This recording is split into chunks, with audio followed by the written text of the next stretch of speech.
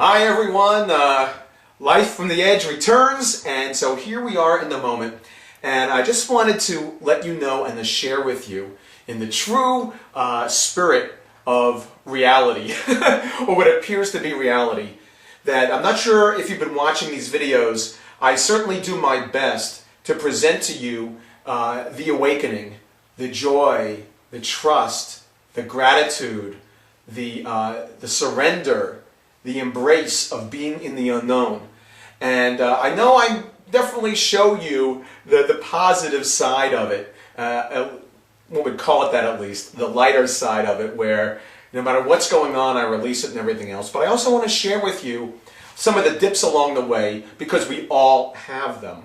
And the purpose of this video is just one, to open my life up to you and to share with you, hopefully transparently, that this process of awakening, because I am absolutely certain I am in that process, has twists and turns and dips and everything like that. And in my sharing with you, hopefully you get a real sense of what it could be like for you, even though whatever path you're on, it's definitely going to be unique to you. And so one thing I want to share with you is every now and then I really get frickin' pissed. Okay? I wanted to share that with you just because that's part of the twists and turns. And I gotta tell you, one of the roles in my life that I take so seriously, one of the few remaining that I do, is being a parent. And maybe you do too if you are one. I think you know what it's like, and I think you know what it's like to judge yourself by your children's actions and reactions and everything. And so the other day, I really went ballistic. I opened up a can of whoop-ass on my son, Nathan, God bless him, who was graduating. Actually, I think that was his last day of 9th grade, was Thursday. And we're going out to dinner afterwards, and I looked down about 5 minutes out of the house, and he's wearing these. You know, these are my old slippers, in case you haven't noticed. It's got a little bit of duct tape and everything.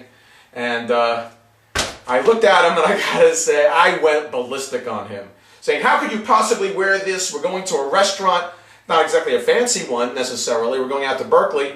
But, you know, I just felt like my son was looking like Johnny Appleseed or Johnny Hayseed or something like that. And I really just turned around and I said, how dare you? I told you before, you shouldn't wear those shoes and everything else. But, you know, in really getting on his case, what I was really doing was judging myself.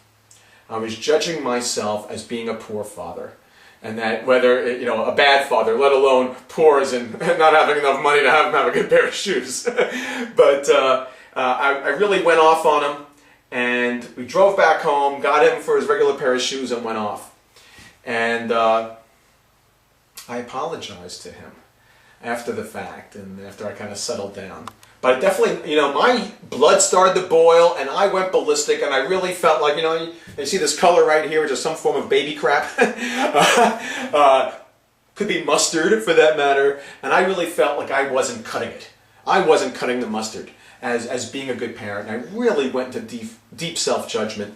And, you know, I'd love for you to let me know. Was I going off the deep end for no particular reason?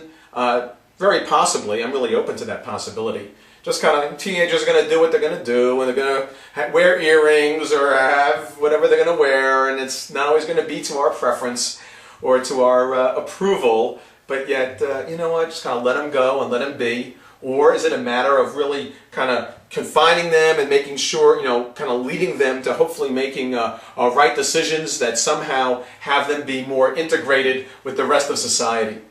And on some level, even as I individually letting go, and you know, with respect to the sale of this house, which still, oh by the way, is in a great state of not knowing, the 51st state, the state of not knowing, because you know, it's really in the hands right now of God, Spirit, Source, the universe, and SunTrust as to whether or not this funding goes through for the loan and everything. And if it does, we have a deal, and if it doesn't, my guess is we don't.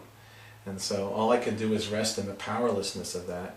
And I'm noticing that even as I let go of my traditional responses and roles and all the other things I'd be doing relative to the sale of this property, and every other aspect of my life, which I'm kind of letting go of, I'm still noticing that I still have a few of those strands of tethering to an old world approach to parenting. And I'm really asking to let go of that as well. So I'm sharing this with you just because I don't know really what's going to happen, where Nathan and I are going to wind up. You know, his mother has passed away, so he's with me full time, and at least he has been so far. And I truly don't know where we're going to wind up together, how it's all going to unfold, or what. And so I'm just sharing this with you just as part of the twist and turn and what is going to happen next. Because the truth is, you know, I love that boy. I love all my children. I love that. I got 5. I love them all. And at the same time, I'm really noticing that my role as a father doesn't need to look like how I thought it needed to look, how my father fathered me, or how any of your fathers may have fathered you. So I'm really open again to divine wisdom, to seeing through the illusion of our separation, and to really letting a greater sense of love and peace and infinite field of possibility have its way with me, even in my parenting. So that's it from now. I just wanted to share that with you. If you have any comments, feel free. You know how to reach me.